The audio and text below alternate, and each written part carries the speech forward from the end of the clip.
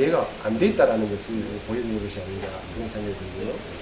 그 다음에 이제 수질 문제도 역시 마찬가지인데 태화강 이해가 아까 약간 논란이 있었습니다만, 자 태화강은 보를 철거도 했지만 그보다 그 이전에 그 하수처리장의 증설 등을 통한 유입수의 수질을 높이기 위한 노력을 했기 때문에 태화강의 수질이 좋아졌다.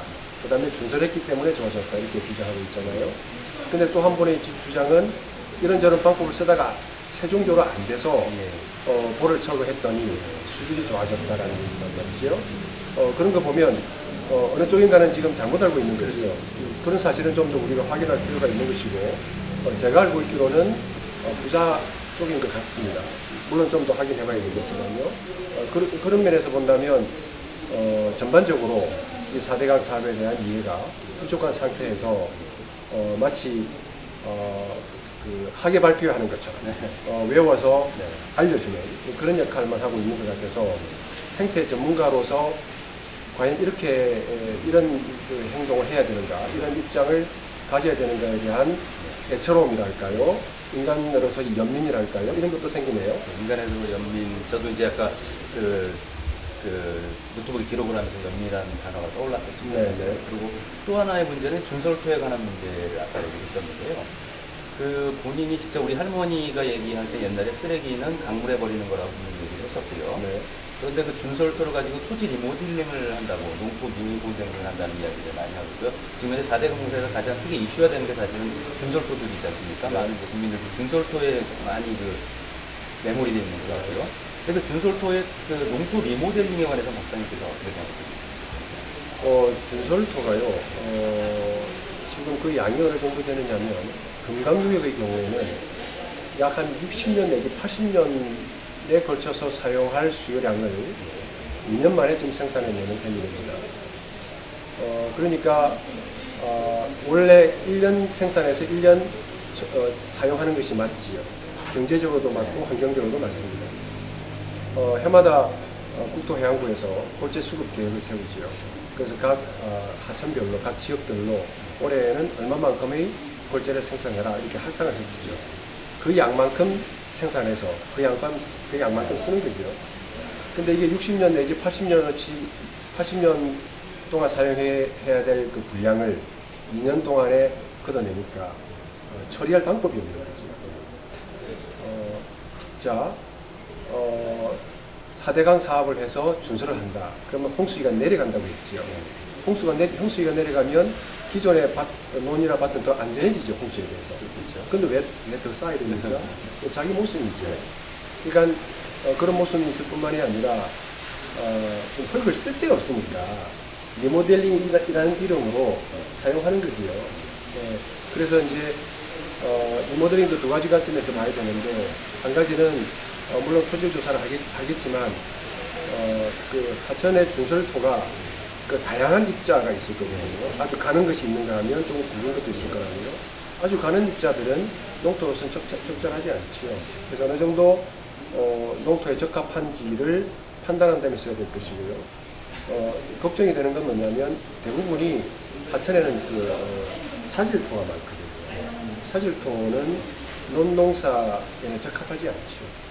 그리고 물론 사질토가 필요한 그런 뭐 땅콩이라든지 이런 데는 좀 적합할 수도 있지만, 배수가 잘 되는 그런 작물도 있겠지만, 일반적으로는 사질토가 농사에 적절한가에 대해서는 좀 더 신중한 검토가 필요할 것 같아요. 그러니까 많은 연구와 검토 없이 그냥 이렇게 밀어붙이기 된다는 그런 이야기도 되겠네요. 그렇습니다. 그럼 마지막으로 하나 더 여쭤볼게요. 오늘 이 자리에는 일본 분들이 오셨던 것 같은데요. 네. 나와가리 강입니다. 그 부분에 대해서 본인들이 한번 배우고 싶어 했는데 그렇지 않은 것 같다라는 이야기를 한번 하셨다고 들었어요. 네. 그분들과 이 나와가리 강이나 우리 그 4대강에 대해서 그 분들이 갖고 있는 생각이 어떤 거예요? 어떤 얘기를 나누셨는지 궁금해서 듣습니다. 네. 아마 그분들이 오늘 그 공주를 다녀오셨다고 합니다. 공주 공사 현장을 보고 오셨는데, 일본에서 몇십 년 전에 이와 유사한 작업을, 하천 정비 사업을 했다고 하네요. 그런데 이제 그것이 실패해서 그거를 다시 지금 복원하고 있는 사업에 지금 열중해 있는 상황이다.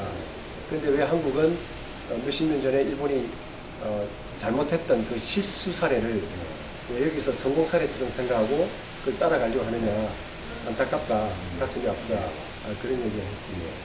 그 아까 그 차윤정 고고문장의 얘기로는 단위보강에 뭐 700여 개의 보가 있다라고 네. 얘기를 하고 선진국도 이렇게 보를 쌓고 댐을 해서 물을 확보한다고 얘기했었는데요. 얼마 전에 랜디 헤스터 그 미 버클리대 명예교수께서 오셔서 국회에서 이야기를 하시게 됐습니다. 그때 미국에는 지난 15년 동안에 37,000개의 보를 그리고 또 이 시멘트로 만들었던 그 수로들을 파기하는데 170억 달러라는 돈을 썼다고 했거든요.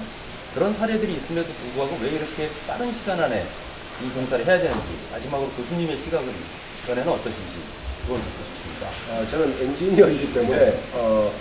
상당히 정치적인 문제인 것 같거든요. 그래서 이게 순수하게 공학적인 문제라면 제가 종합적인 입장을 말씀드릴 수 있는데, 이거는 정치적인 공학적인 문제가 이미 정치적인 문제로 와버렸지요.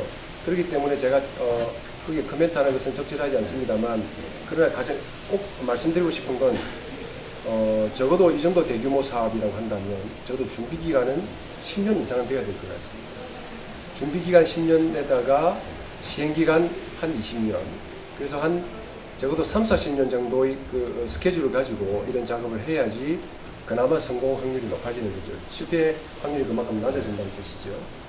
근데 이건 3년 만에 검토와 시공까지를 전부 다 마치겠다 하니까 이 문제에 대해서 조금이라도 관심 있는 사람이라면 걱정하지 않을 수가 없는 거지요.